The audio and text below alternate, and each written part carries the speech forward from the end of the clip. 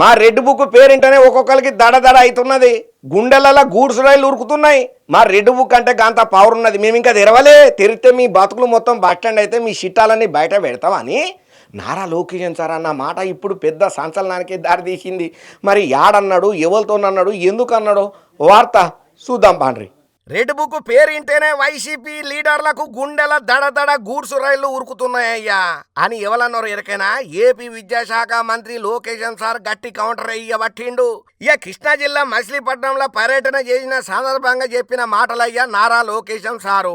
ఇక ఈ మీటింగ్ కి వచ్చినటువంటి నారా లోకేషన్ సార్ కు తెలుగు మహిళలు ఆరతిచ్చి ఘనంగా స్వాగతం పలికిల్లు. తల్లికి వందనం అమలు చేసినట్టు అనుకున్నట్టు పబ్లిక్ ల పథకాలను నెరవేర్చినందుకు మీకు శనార్థులు అనుకుంటా మహిళలు ధన్యవాదాలు చెప్పిల్లు నారా లోకేషన్ సార్ కు.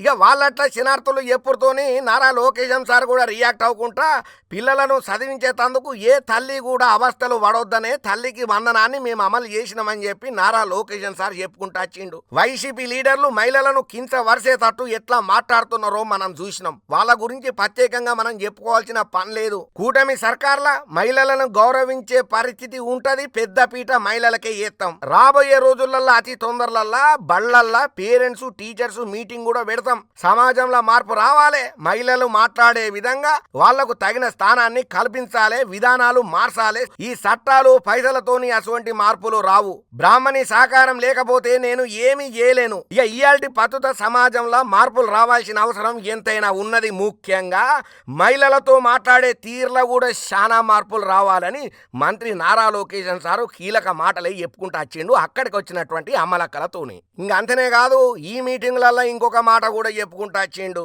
రెడ్ బుక్ పేరింటేనే వైసీపీ లీడర్లు గజ వణికిపోతున్నారు. సమాజంలో మార్పులు చట్టాలతోనే పైసలు పంచుడుతోనే వస్తుందని వాళ్ళు భావన చేస్తున్నారు. కానీ కూటమి సర్కారు అట్లా ఆలోచన చేస్తలేదు. ఒక మంచి నడవడికతోనే ఏదైనా మనం సాధ్యం చేసుకోగలుగుతాము, అభివృద్ధిని సాధించగలుగుతాం.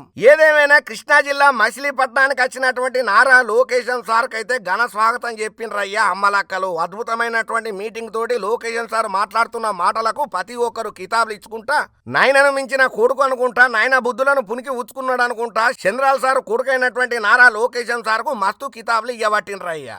ఏదేమైనా కానీ ఈ మధ్యకాలంలో ఈ రెడ్ బుక్ ముచ్చటనే వైసీపీ లీడర్లు గట్టిగానే ప్రతి మీటింగ్లలో చెప్తున్నారు. ఏపీలో రెడ్ బుక్ పాలన నడుస్తున్నదని. కానీ నారా లోకేషన్ సార్లు ఏం చెప్తున్నారనంటే, మేము అసలు ఇంకా రెడ్ బుక్ జోలికే పోలేదు.